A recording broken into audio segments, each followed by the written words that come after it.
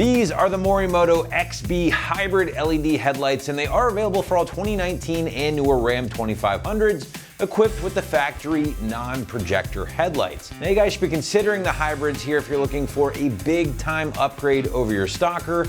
You're a big fan of the Morimoto quality, but maybe you can't justify the higher price point of some of the more premium options. Now the hybrids here will feature the black housing topped off with a clear lens and will be loaded with LED lighting, including the daytime LED running lights along with the modern LED projectors, and can be had for right around that $1,500 price point.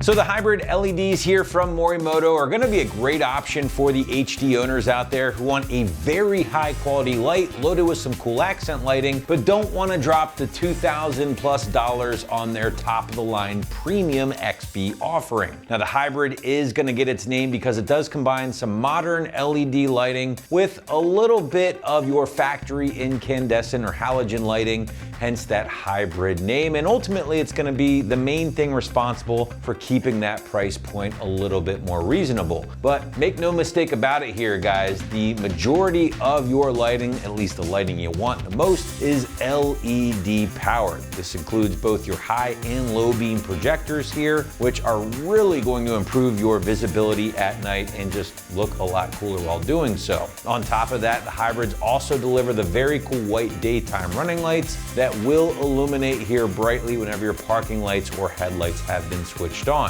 Now these LEDs do feature the same Osram tech found in those more expensive Morimoto options, and they will shine at that bright 5000K color temperature. All right, moving into construction, and this is certainly another highlight for me, as I strongly believe that the Morimoto quality is one of the best in the category. Now starting off, guys, we have a beautiful gloss black housing throughout here, even around those modern projectors, and that black housing is going to be topped off and sealed up nice and tight behind that crystal clear polycarbonate lens. Morimoto does give this a UV and anti-fog treatment, guys, so again, that should stay crystal clear for years to come. Now, in addition to that, all of your LED lighting is preloaded in there for you. The only incandescent bulb and the only amount of work you guys gotta do, basically swapping over that turn signal bulb. So again, that's the lone hybrid in the hybrid name. Everything else is LED, so it's a great way to save a lot of money if you don't really care about getting an LED turn signal bulb. Now moving on from there, guys, this is a plug and play light. They do include all of the necessary wiring in addition to harnesses needed to get you up and running for the very first time. Now the headlights are adjustable. They are DOT and SAE approved, which means they are legal for use in all 50 states. And finally, they are backed by a 5-year warranty in case you run into any issues. All right, moving into the price point segment here, guys. The hybrid, again, is gonna be a more affordable variant from Morimoto, landing you around that mid $1,300 level, which I know is still a lot of money, but compare these to the premium XBs, those are gonna be well over $2,000. So again, you are saving a lot of coin, but still getting a lot of the same LED firepower, if you will, that you'll find in those more expensive lights. Regardless, guys, if you want a complete breakdown of some of our other options here on the site for your HD at home, definitely check out the rest of our selection before pulling the trigger. All right, last but not least, let's get into the install, and the site's gonna call this a strong 1 out of 3 wrenches on the difficulty meter and at least an hour to get the hybrids in place from start to finish. Now to give you a better idea of how this one might go down in the garage or driveway at home, let's throw it out to the shop for our detailed walkthrough and tool breakdown. For this install, you will need an impact, a ratchet, shallow and deep 10mm sockets, a T15 Torx bit, a 10mm ratcheting wrench, a clip removal tool, a body panel tool, and also not shown here is your vehicle's fuse puller or some needle nose pliers. Today we're going to be installing some headlights on our Ram, so let's get started. Alrighty guys, so we're going to start off with our hood up. The first thing we're going to do is remove our upper shroud. Now it's held on by push clips all around the front, and you also have 2 on the back side of this shroud. So we're going to grab our clip removal tool and start removing all of these.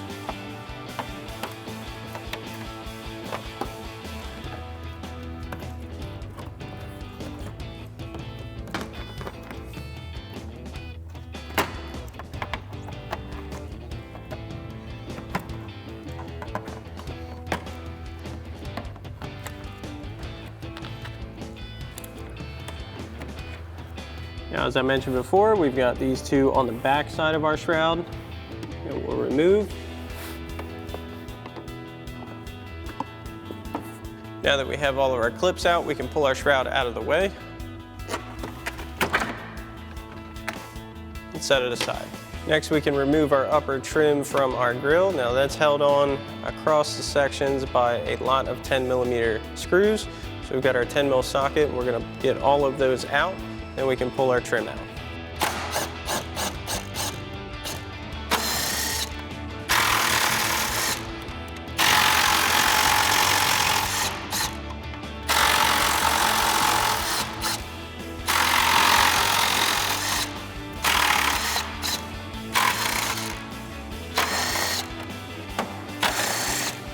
Now that we have our screws out, we can remove our upper trim panel. Just slide that straight out. Next, we're going to need to remove our lower trim section. So we're going to remove these outer panels first. What you'll need is a panel tool. And you kind of want to be firm but gentle with this. You're going to need to get into here and wedge this out and then pop it out of place. Wedge this in. Work our way in. Pop this side out. Once you have this side out, you can do the same thing for the other side. Now that we've got our outer panels off, that's going to expose this 10mm screw on each side, so we'll go ahead and remove those. We're going to grab our 10mm socket to do that.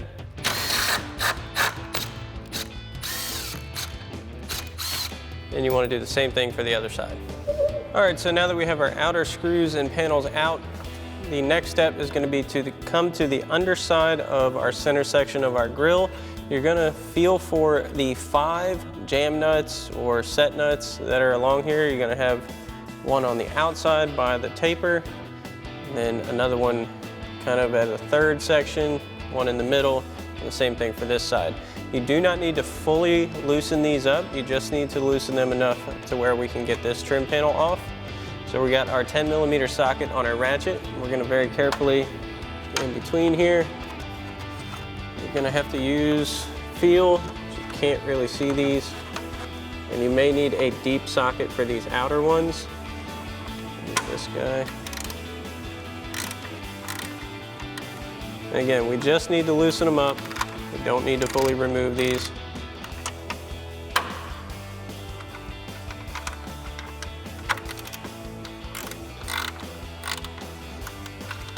So your 2 at your in-between sections, you can use your shallow 10. For the 3 at the other points, the outsides in the middle, you will need a deep socket for that. So we'll get our deep socket and get these other 3 loose, and then we'll be able to remove our trim panel. All right, so we've got our deep socket, so we'll get these other 3 loose. Again, this is pretty much all gonna be by feel.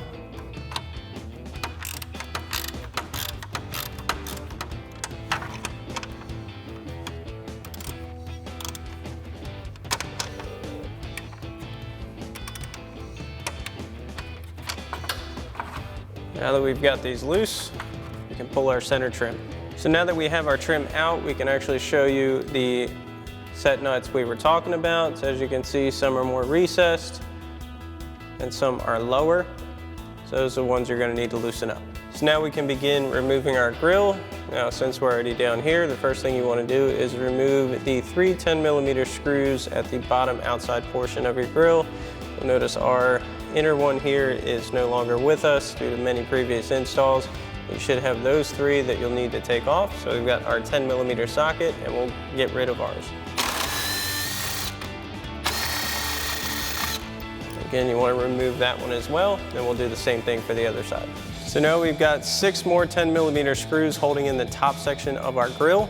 So we've got this one out here, we've got 1, 2, and 3, and then the same thing for the other side. So we'll grab our 10mm socket again and remove all those.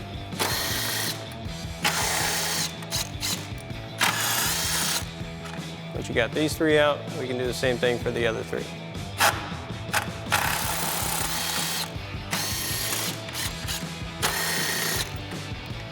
Now that we have all of our mounting screws out, we can remove our grill. May need to lift up a hair on the outsides. Next, we can remove the 2 remaining 10mm screws holding our headlight in place. So you've got one up top and then one down here at the bottom. So we'll grab our 10mm socket and pop those out. All right, so you're gonna have 2 more screws that we'll need to remove the entire headlight assembly itself. Those are located right at the bottom front of your fender, inside of your actual fender. There's gonna be 2 10mm screws facing upwards. You can get in there with a 10mm ratcheting wrench. These are almost impossible to see unless you're peeking right through here. So we'll get in there and get those out.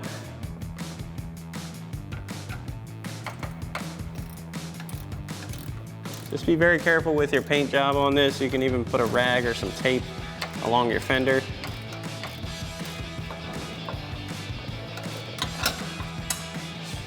Now once you get it loose enough, you can kind of reach back inside of your fender liner, get these out by hand.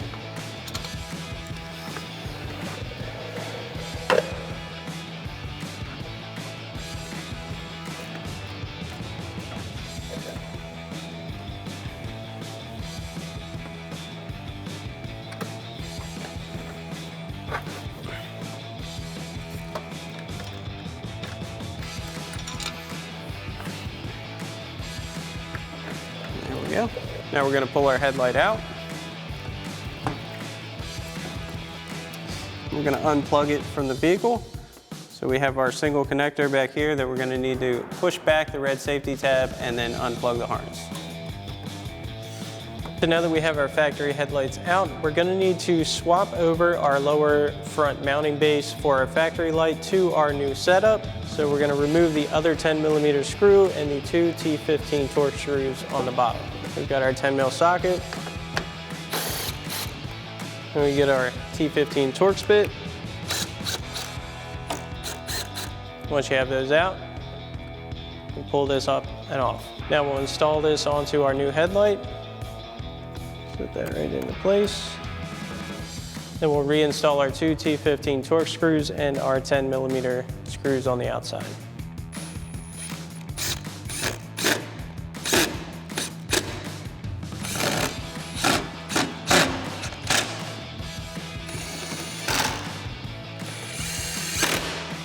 Next, we'll need to come over to our fuse junction block because we're going to be tapping in our accessory harness into this panel. So we're going to open the cover with these 2 prongs. Pop this back. We're going to be looking for fuse number 95. Now you do have a chart on the bottom of your lid to show you where all your fuses are. You should also have a fuse puller in your fuse box. Number 95 is going to be this 10 amp in this bottom row. We're going to pull that out. Set that aside. Always good to put your fuse pullers back right after you use them. We'll take our fuse tab from our harness. We're going to plug that right in where we pulled that fuse out. Close up our lid. Now if you want this to sit more flush, you can notch out your lid to have your wiring come through that. For demonstration purposes, we're not going to do that for ours. So now we can run our harness down to our headlight area. So your shorter leg, which is going to have your crossover, will go to the driver's side. We just want to get that in this area. The passenger side, we can route over to our other headlight. You can do this however you'd like. Just make sure to keep it out of the way of any hot or moving parts because you don't want to damage your harness or your vehicle. So now we can install our headlights. So we're going to plug them in first. We've got our single pin connector from our adapter harness. It's going to go onto your single pin connector for your headlight. We're going to grab our factory connector, plug that into our headlight, lock that into place, and we can set this in. Now we can begin reinstalling our hardware. We're going to start with our bottom screw inside our fender. And we'll come through our fender liner, get this one started.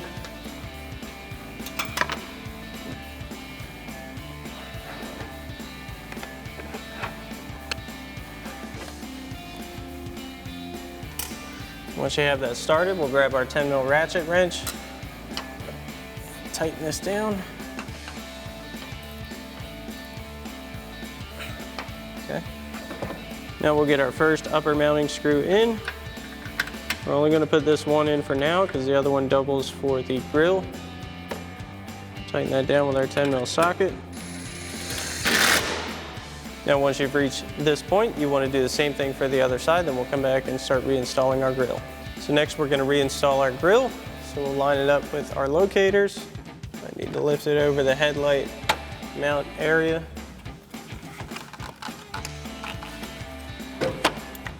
Now we're going to reinstall our lower mounting screws. Remember, you should have 1, 2, and 3. We only have these outer 2. So we've got our 10 mil socket.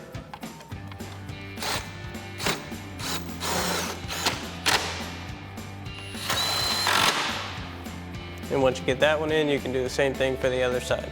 Now we'll reinstall our trim. We're going to start with our lower center piece.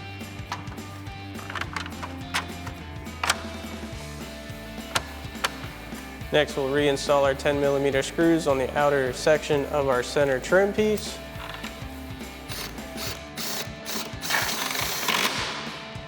And you want to do the same thing on the other side.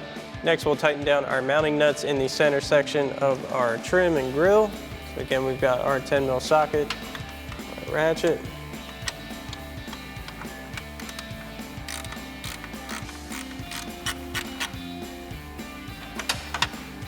Do the same thing over here.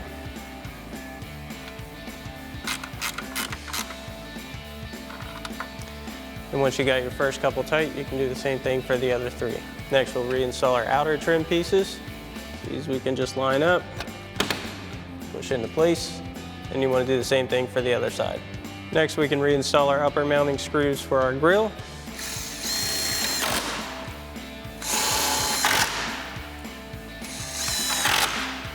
Once you got your first few in, you can do the same thing for the rest of them.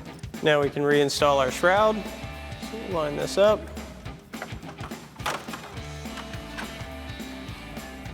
And we'll come back and reinstall all of our 10 millimeter screws along the top. So now we've got our 10 mil socket. We're going to reinstall all of our mounting hardware for our upper trim.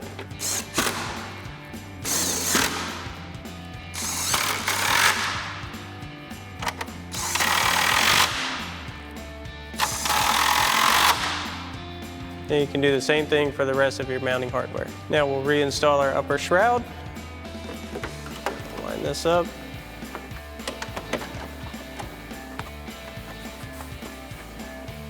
Then we'll come back and reinstall all of our push pins holding our shroud in place. So now we'll get our push clips in place.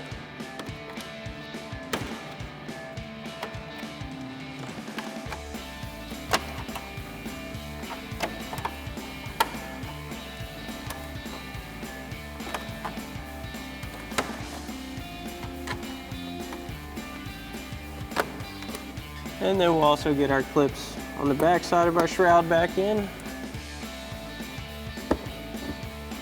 Alrighty folks, that about wraps up our review and install of our Morimoto XB Hybrid LED headlights with black housings and clear lenses for your 19 to current Ram 2500 with factory non-projector headlights. Thanks for watching, and as always, for everything Ram, keep it right here at AmericanTrucks.com.